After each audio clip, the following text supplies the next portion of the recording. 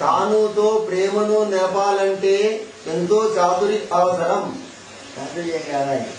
బాగా మోసం చేస్తాను, తెగా చేస్తాను. అది ఆయన పట్టుకోవడం సులభం కాదు.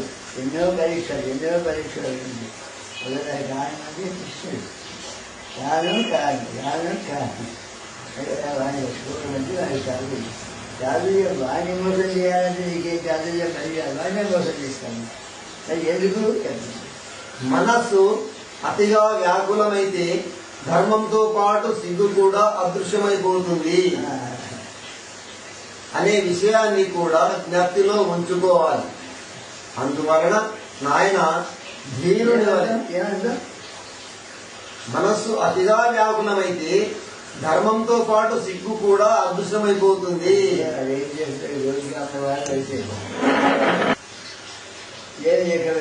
ఏమైనా నాకు కావాలి.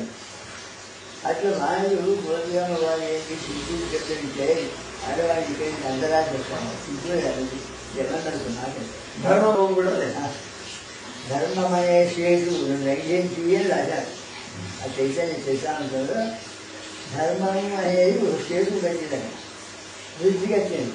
జాగ్రత్త ఇక్కడ కాలు పెట్టుతుంది. ఇదేంటి ధర్మం అనే స్టేటుగా బద్దలు చేసేసింది. అంటే అంత వాడి జీవిత చరిత్రలో అధర్మం అనిపిస్తుంది. గొప్పగా మారాలి. అదే ధర్మాన్నే పెద్దలు చేసేసారు. పెద్దల చూడు కూడా పెద్దల చూసారు. మాకు తెలియదు ధర్మాల శాస్త్రము పెద్దలు ఇవన్నీ ఉన్నాయి. మాకు శాస్త్రం ఏం చెప్తా చూడరాగా అది పెద్దలు ఏమాత్రం కొన్ని చూడాలి. ఎందుకు ఎక్కడ పెట్టుకోవాలి. అదే మానవ ఉత్తమ వాళ్ళని చెప్పడం లేదు కదా. అసలు గోపికమ్మ పడితే కానీ మానవ గోపికమ్మ వాళ్ళ ఉత్సాహానికి వస్తే మనకు కూడా ఏమైనా ఎక్కడ వాళ్ళు ఇప్పుడు పొద్దున్న వస్తాం. అతిగా వ్యాకులమైతే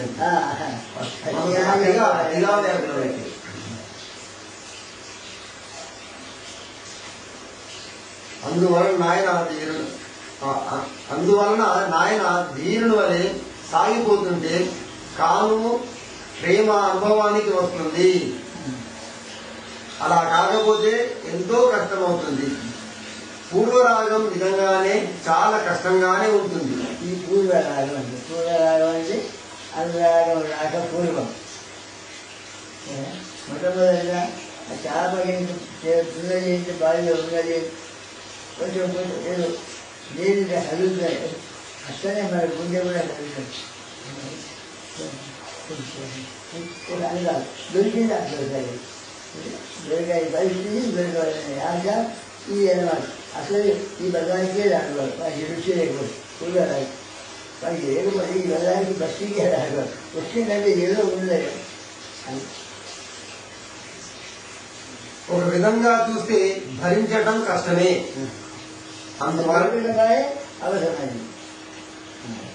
అందువలన అస్థిరుడవుగా ఉంటే ప్రయోజనం ఉండదు. ధీరుడవుగా ఉండటం అవసరం. ప్రశాంతంగా నున్న కలవరపడుతూ ఉన్న హరివారికి కొంగుముడిలో నున్న వజ్రమే. ధీరుడుగా ఉండడం అవసరం. ఈ జీవులు ప్రశాంతంగా ఉన్నున్నా కలవరపడుతూ ఉన్న హరి వారికి కొంగుముడిలో ఉన్న వజ్రమే. ధీరుడైన వారికే ఈ విషయం తెలుస్తుంది అని మహాజనులైన వారు చెప్పారు. అందువలన బాబా ఇంతగా అతలాకుతలం కావద్దని చెబుతున్నాను. అలా అయితే ముందుకు సాగలేవు. భర్తకు ప్రేమాస్పదురాలైన భార్య ఎల్లప్పుడూ తన భర్తను గురించే ఆరాటపడుతూ ఉంటుంది. అంత మాత్రం చేత పెద్దవారి మందలింపులకు భయపడదా? వారి మాటలను పెడచెవిని పెడుతుందా? లోకులు చేసే అవహేళనను జంకదా? ఈ భయాలన్నింటి వలననే హృదయంలోని అంతులేని వ్యాకులతను హృదయంలోనే రహస్యంగా దాచుకుంటుంది. అట్లా భక్తి ఉంది, ప్రేమ ఉంది, దేవాన్ని ఏమంటారు సమయ సందర్భాన్ని పెట్టాను. అది సమయం బాధ్యంగా చేయబడకపోతే కానీ లోపల వస్తుంది. అది ఆలోచన.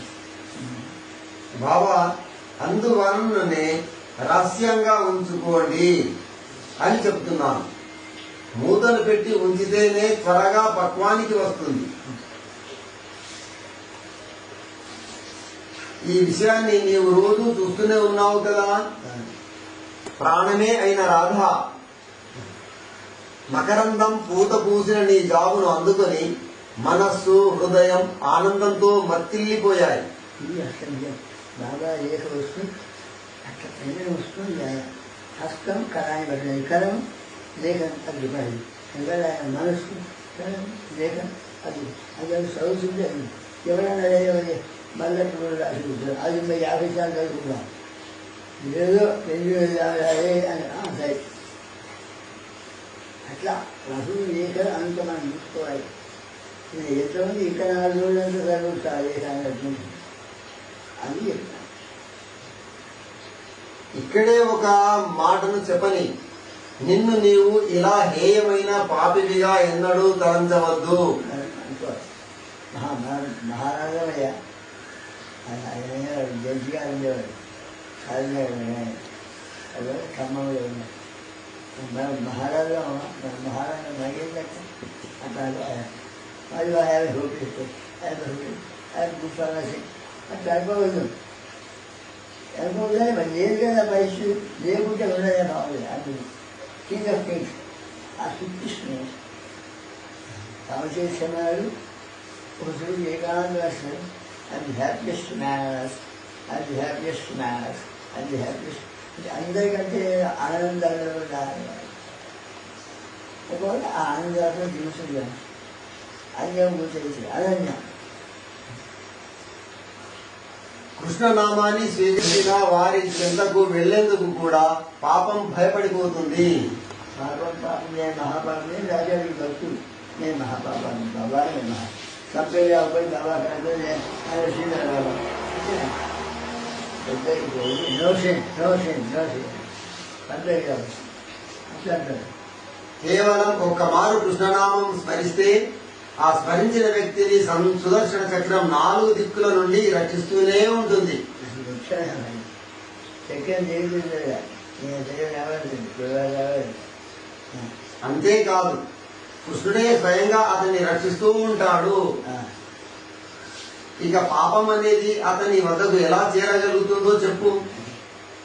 దానికి మాత్రం ప్రాణభయం లేదా? భయానికి భయం. అందువలన ఎప్పుడూ కూడా ఆ విధంగా ఆలోచనలు పెట్టుకుని కృష్ణునకు కష్టం కలిగించవద్దని చెబుతున్నాను. ఒక భర్త తన భార్యను ప్రాణప్రదంగా ప్రేమిస్తున్నాడు. అయినా ఆ భార్య మాత్రం ఎప్పుడూ వస్తున్నాను చస్తున్నాను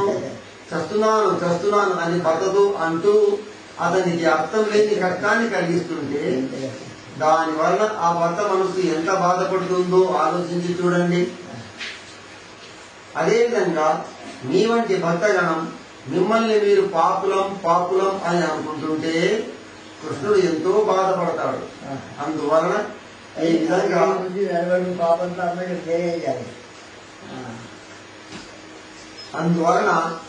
ఈ విధంగా చేయవద్దని చెప్తున్నాను. మీ హర.